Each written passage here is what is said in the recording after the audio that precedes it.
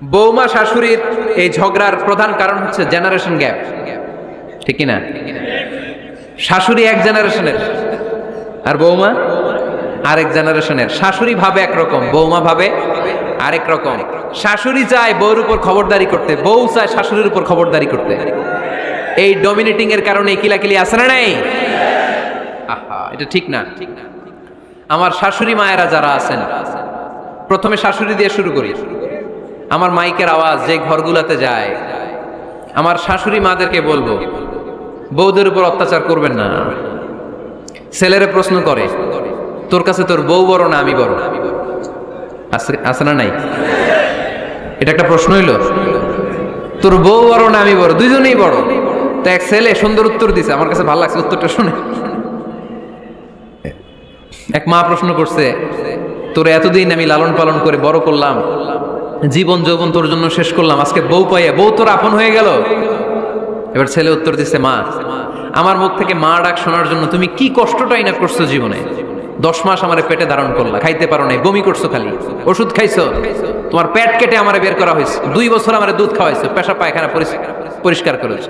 বয়স যখন 3-4 তখন তোমার আমি মা ডাকছি, এই মা ডাকটা শোনার জন্য তুমি এত কষ্ট করছো। আর আরেকবারের মাইয়া এই ঘরে আইসাই তোমার মা ডাকা শুরু করছে। যেই মেয়েটা তোমারে মা ডাকে সে আমার আপন হবে না কেন মা? ঠিক কিনা?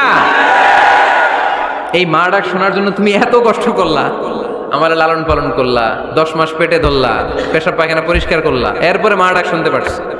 আর আরেকবারের মেয়ে জানা নাই চিনা নাই এসেই তোমার ডাকা শুরু করছে মা। তো যে আমার মারে মা ডাকে তার স্থান তো আমার কলি যায়, ঠিক কিনা? শাশুড়ি আম্মারা যারা আছেন, প্লিজ বৌমাদেরকে কষ্ট দিয়েন না। অনেক শাশুড়ি আছে পান থেকে চুন খসলে রেগে যায়, পদে পদে স্ত্রীর ভুল ধরে, বউয়ের ভুল ধরে, আছে না নাই? এটা করবেন না। সে তো নতুন, আপনার অনেক এক্সপিরিয়েন্স হতে তার সময় লাগবে, তাকে সময় দিন, তাকে ভালোবাসুন, ঠিক কিনা? না বুঝে সামান্যতে বৌমারে বদদোয়া দেয়, এরকম আছে না নাই? কিন্তু বুঝতে চায় না, বৌমারে যদি বদদোয়া দেয় তাহলে তার নিজ ছেলের পরিবারের ক্ষতি, পেটে ধরা যে ছেলে, ছেলের পরিবারের কিন্তু ক্ষতি, তার আপন নাতি নাতনিদেরই ক্ষতি। আওয়াজ করে বলেন ঠিক কিনা? বৌমাকে বদদোয়া দিয়েন না। বৌমাকে নিজের মেয়ের মতো দেখবেন। সমাধান আমি দিচ্ছি, কেমন দেখতে হবে? নিজের মেয়ের মতো। নিজের মেয়ে সকালে ঘুম থেকে ওঠে 11টা, ওইটা সমস্যা নাই। বৌমা কেন উঠলো না, ওইখানেই ঝামেলা, আছে না নাই? মেহেরবানি করে আপনার বৌমাকে আপনার নিজের মেয়ের মতো দেখেন। নিজের মেয়েরে যেমনি আদর করেন তাকেও অমনি আদর করেন। আপনার বৌমারে যদি আপনি কষ্ট দেন, মনে রাখবেন আপনার নিজের মেয়েটাও আরেকবারের বউ হয়ে কয়েকদিন পরে যাবে। আপনি যা যা করবেন আপনার মেয়েকেও তারা ওই রকম কষ্ট দিয়ে বাড়িতে ফিরিয়ে দিবে। চিল্লায় বলেন ঠিক কিনা? খবরদার, টিট ফর ট্যাট, ইট্টি মারলে পাটকেলটি খেতে হয়। এজন্য শাশুড়ি আম্মা জানারা যারা আছেন, বৌমার সাথে খারাপ আচরণ করবেন না মেহেরবানি করে। তাকে আপনি কষ্ট দিলে আপনার নিজের মেয়েটাও আরেক বাড়ির বৌমা হবে, সেও ওই বাড়িতে এই কষ্টগুলো ভোগ করবে। এগুলো যখন আপনি শুনবেন তখন আপনার চোখ দিয়ে পানি পড়বে কি পড়বে না? পড়বে। এবার আসেন বৌমার কথা বলি। বৌমা যারা আছেন মেহেরবানি করে, বৌমা যারা আছেন মেহেরবানি করে আপনার শাশুড়ি আম্মাকে নিজের মায়ের জায়গায় রাখবেন। আপনার বাড়ি ছেড়ে নতুন বাড়িতে আসছেন, তো এটাই তো আপনার বাড়ি। আপনার মা রেখে দিয়ে নতুন মা পাইছেন, এটাই তো আপনার মা। তো ওনাকে মায়ের জায়গায় বসাতে আপনার সমস্যাটা কোথায়? বৌমারা খেয়াল রাখবেন, আপনি আপনার শাশুড়ির সাথে যে আচরণটা করতেছেন, আপনার শেষ বয়সে আপনার ছেলের বিয়ে দেওয়ার পরে যে বৌমাটা আসবে ওই আচরণই আপনাকে ফিরিয়ে দিবে। The nature has its own return. প্রকৃতির একটা মাইর আছে, এটা শেষ মাইর, এটা শেষ খেলা। প্রকৃতির খেলা বড় খেলা।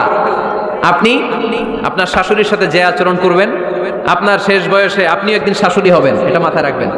ওই আচরণই আপনি ফিরে পাবেন। আওয়াজ করে বলতে হবে ঠিক কিনা? এজন্য 9 নম্বর পয়েন্টস হচ্ছে মিউচুয়াল রেসপেক্ট। সবাই যেন সবাইকে ভালোবাসি। দোষ ছাড়া মানুষ নাই, সবার দোষ আছে। আমরা যেন একে অন্যের দোষ না খুঁজি।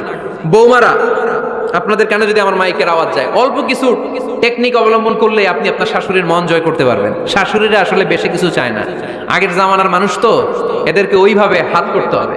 মাঝে মাঝে একটু শাশুড়ির মাথায় তেল দিয়ে দেন, চুলে তেল দিয়ে দিবেন আর কি, মাঝে মাঝে চুল আশ্রয় দিবেন, এগুলো কিন্তু খুব পছন্দ করে শাশুড়িরা। ওনার প্রেশারটা একটু মেপে দিবেন, ডায়াবেটিক্সের ওষুধটা খাইলো কিনা সময় মতো খোঁজ নেবেন, কি পছন্দ করে খেতে একটু রান্না করে দিবেন। যেই বক্তার ওয়াজ শুনতে পছন্দ করে ওই বক্তার ওয়াজগুলো ডাউনলোড করে শাশুড়ি আম্মাকে দিবেন, ইসলামী বই দিবেন। দেখবেন বয়স্ক নারীরা মাহফিল যেতে খুব পছন্দ করে, ওয়াজ শুনতে খুব পছন্দ করে, নবীদের কাহিনীগুলো শুনতে পছন্দ করে। বসায় বসে একটু কাহিনীগুলো শোনাবেন। বাইরে বেরোলে জিজ্ঞেস করেন, আম্মা আপনার কিছু লাগবে কিনা। আরেকটা টিপস আছে, চুল যখন আশ্রাবেন আর শাশুড়ির মাথায় যখন তেল দিয়ে দিবেন তখন অতীতের কথা জিজ্ঞেস করেন। দেখবেন অতীতের স্মৃতিতে হারিয়ে গিয়েছে আপনার শাশুড়ি। কি জিজ্ঞেস করবেন জানেন? জিজ্ঞেস করবেন, আম্মা জান মুক্তিযুদ্ধের সময় আপনার বয়স কত ছিল? ওই সময় মুক্তিযুদ্ধের সময় আপনাদের এলাকায় কি কি হয়েছিল মা? আরেকটা প্রশ্ন করবেন, মা বিয়ের সময় আপনি কেমন ছিলেন? ওই দিন দেখবেন বুড়ি আর বুড়ি নাই, জুয়ান হয়ে গেছে। ওই দিন বলবে, মা আমি অনেক সুন্দরী ছিলাম, আমার মাথায় অনেক চুল ছিল, আজকে নাই। আমগো গ্রামে আমার চাইতে সুন্দরী মাইয়া ছিল না। অতীতের স্মৃতিতে, স্মৃতি হাতরাতে হাতরাতে তিনি হারিয়ে যাবেন। জিজ্ঞেস করবেন যে, মা শীতকালে আপনাদের দেশে কি পিঠা বানাতেন আপনি যখন ছোট ছিলেন? আপনার বাপ চাচারা কি করতো? এগুলো জিজ্ঞেস করলে উনি স্মৃতির পাড়া হাতরাতে হাতরাতে চোখ দিয়ে দাঁড় দাঁড় করে ওনার পানি ঝরতে শুরু করবে। আপনার জায়গায় ওনার হৃদয়ের মনি কোঠায় এমন জায়গায় পৌঁছবে আপনার ছাড়া উনি কিছুই বুঝবে না। বৌমারা এই অল্প কিছু টিপস অবলম্বন করে আপনারা আপনাদের শাশুড়ির মনকে জয় করতে পারেন। শাশুড়ি বৌমার দ্বন্দ্ব আমরা চাই না। আমরা চাই শাশুড়ি বৌমাকে নিজের মেয়ের মতো জানো, আর বৌমার শাশুড়িকে আপন মায়ের মতো ভালোবাসো, ঠিক কিনা? এই মিউচুয়াল রেসপেক্টই পারে শাশুড়ি বৌমার দ্বন্দ্বকে দূর করতে আর ঘরটারে শান্তি টুকরা বানাতে। আওয়াজ করে বলেন ঠিক কিনা? কয়টা গেল? আর আছে কয়টা? দোয়া করবেন একে অপরের জন্য। দোয়া সাইয়েদনা ইব্রাহিম ফ্যামিলির জন্য দোয়া করতেন, রব্বি জাআলনি মুকিমাস সালাতি ওয়া মিন যুররিয়াতি রব্বানা ওয়া তাকাব্বাল দুআ। ও আল্লাহ আপনি আমার নামাজ কায়েমকারী বানান, আমার কলিজার টুকরা সন্তান ইসমাইলকেও নামাজ কায়েমকারী বানান, আমার দোয়াটা আপনার দরবারে আপনি কবুল করে নেন। সুবহানাল্লাহ পড়েন। রব্বানা إني أسكنت من ذريتي بواد غير ذي زرع عند بيتك المحرم। ও আল্লাহ আমার সন্তান সন্ততি আমার ফ্যামিলিকে ধুধুমরু প্রান্তর এই উপত্যকার মধ্যে তোমার কাবা ঘরের সামনে রেখে গেলাম, তাদেরকে তুমি নামাজ কায়েমকারী বানিয়ে দিও। গোটা বিশ্বের সব মানুষের অন্তর আমার ফ্যামিলির দিকে আল্লাহ তুমি ঝুঁকিয়ে দিও। ওয়ারযুকহুম মিনাস সামারাত, ফলমূল দিয়ে আল্লাহ তুমি তাদেরকে রিজিকের ব্যবস্থা করে দিও। তার মানে সব নবীরা তাদের পরিবারের সদস্যদের জন্য দোয়া করতেন কি করতেন না? আবার কোরআন আমাদেরকে শিখালো, রব্বানা হাব লানা মিন আজওয়াজিনা ওয়া মিন যুররিয়াতিনা কুররাতা আ'য়ুন ওয়াজআলনা লিল মুত্তাকিনা ইমামা। ও আল্লাহ এমন নেককার সন্তান, এমন নেককার স্ত্রী আপনি আমাকে দান করেন যাদের দিকে তাকালে আমার চোখ দুইটা ঠান্ডা হয়ে যায়। চক্ষু শীতলকারী স্ত্রী দেন।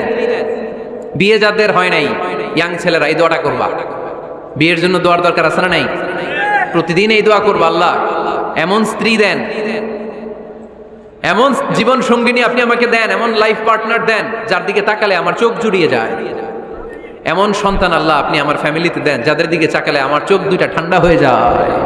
নেককার সন্তান, নেককার স্ত্রী আল্লাহর কাছে দোয়া করে চেয়ে নিতে হয়।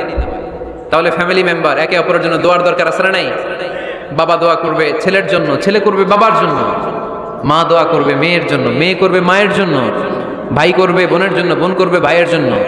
দোয়ার দরকার আছে না নাই? দোয়া করবেন সবাই সবার জন্য। এই যে কোরআনের বঙ্গানুবাদ পাওয়া যায় না এখন, কথা বলেন। স্মার্টফোন আছে কার কার দেখি? হ্যাঁ, কারা কারা স্মার্ট দেখি? হাজার হাজার স্মার্ট, মাশাআল্লাহ। এই স্মার্টফোনের ভেতরে আল কোরআন নামে বাংলায় কোরআনের একটা অ্যাপস পাওয়া যায়। কথা বলেন, পাওয়া যায় কি যায় না? আজকে থেকে এই অ্যাপসটা ডাউনলোড করে প্রতিদিন এক আয়াত, দুই আয়াত, তিন আয়াত করে পড়া শুরু করে দেন। বাঁচতে হলে পড়তে হবে, বাঁচতে হলে জানতে হবে, ঠিক কিনা? এই স্লোগান আমাদেরকে শিখায়। এই স্লোগান তো আল্লাহ, এই স্লোগান দিয়েই তো আল্লাহ কোরআন শুরু করছে, ইকরা বিসমি রাব্বিকাল্লাযী খালাক। বাঁচতে হলে জানতে হবে, বাঁচতে হলে পড়তে হবে, পড়ার কোনো বিকল্প নাই। আওয়াজ করে বলেন ঠিক কিনা? সুজানগরের রায়েরা মোবাইলের অ্যাপসের ভিতরে আমরা কোরআন রাখতে রাজি আছি তো সবাই? হাদিসের অ্যাপস ডাউনলোড করতে রাজি আছি তো? বাস রাজি আছি, ডাউনলোড করে রাখা দেবো, আর কেউ পড়বো না নাকি? হ্যাঁ, প্রতিদিন একটা আয়াত হলেও যেন আমরা পড়ি। আল্লাহ যা বলা দরকার সব বলে দিয়ে গেছে, নতুন করে আর কিছু বলবে না। আমরা যেন পড়াশোনা করি, আমরা যেন একটা পাঠাগার বানাই।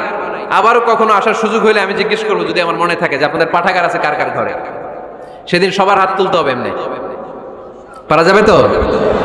আল্লাহ তুমি তৌফিক দাও।